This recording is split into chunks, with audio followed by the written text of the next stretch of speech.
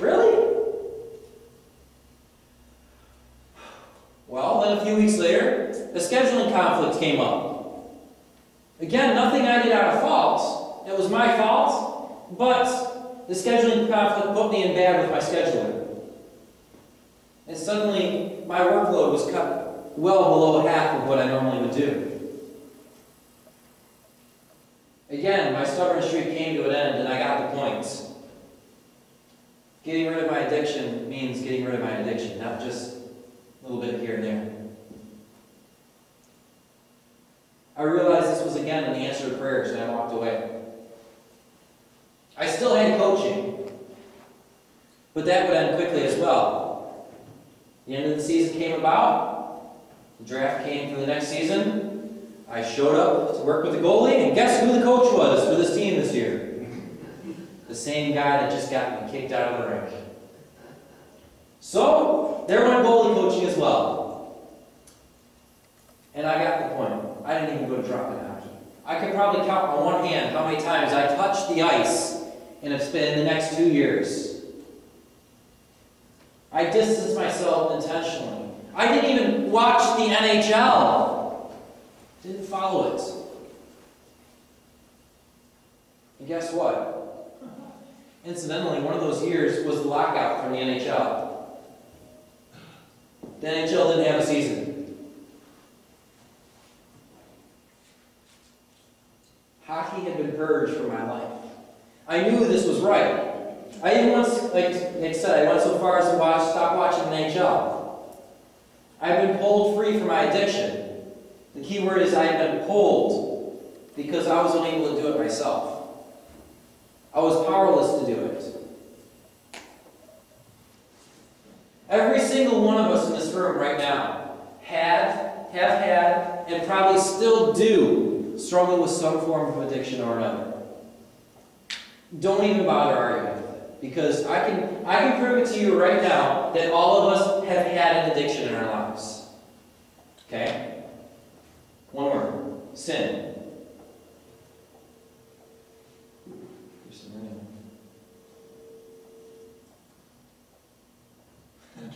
It'll worry me a little bit. Sin. Why did Jesus come? We stepped away into something which we did habitually, day after day, that we couldn't stop doing. We couldn't escape from. We couldn't pull ourselves free. We even denied that it was a problem. Sounds like an addiction to me.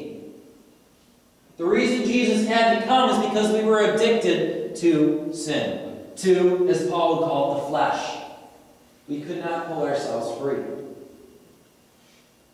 God desired a relationship with us. He wanted us, but we turned to sin.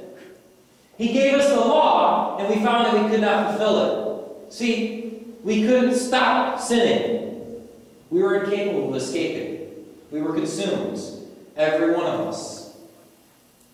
Anyone here who needs the grace of God and the saving hand of Christ has been addicted.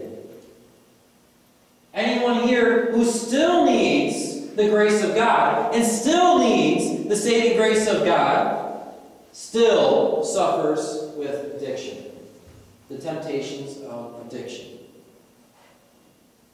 Until you are perfect and you can say, I don't do that anymore, and be honest about it, until you can stop slipping back, you still suffer from addiction. Until you don't need Christ anymore, you still suffer from addiction. Nobody is free from it. We've all been addicted.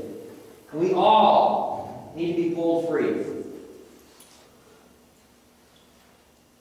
We are no better off than anyone whose addiction is plain and obvious for them to see. Anyone whose addiction happens to be alcohol, drugs, smoking, sex, pornography, whatever it might be, we need saving just as much as they do.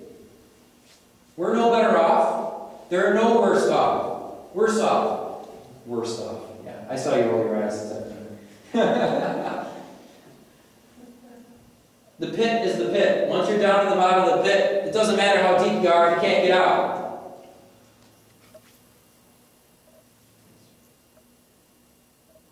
I became stuck on hockey because it was the place where I fit in. There were not very many places I fit in. I was an awkward team. I could escape from the world around me and my social deficiencies by going to hockey. The goalie was alone and isolated. As long as I played well, I was accepted and liked. Didn't matter who I was, didn't matter what I said, didn't matter how much social graces I had. As long as I was a good goalie, everybody liked me. And guess what? I was a good goalie.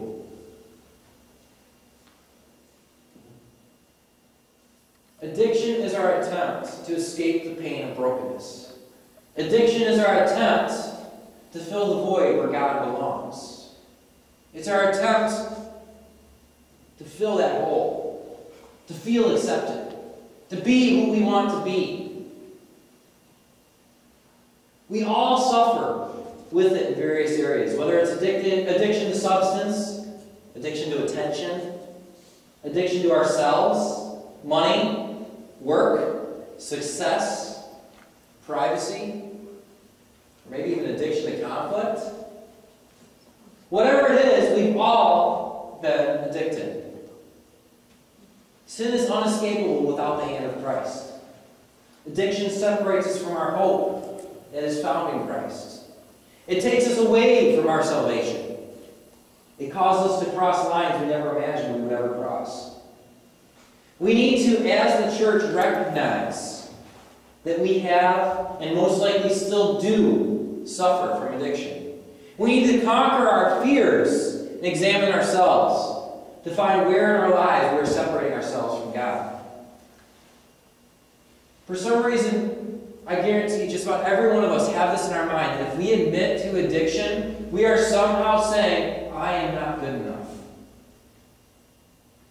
We are somehow saying, I am less than.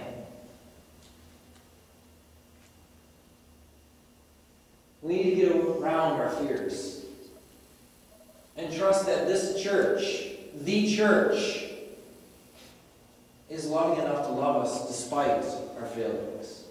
Despite our failures, despite whatever addictions we might have, the church is there for us. We need to step out in faith towards God and towards the church. We need to step out of our comfortable places and once again become dependent on God for our hope.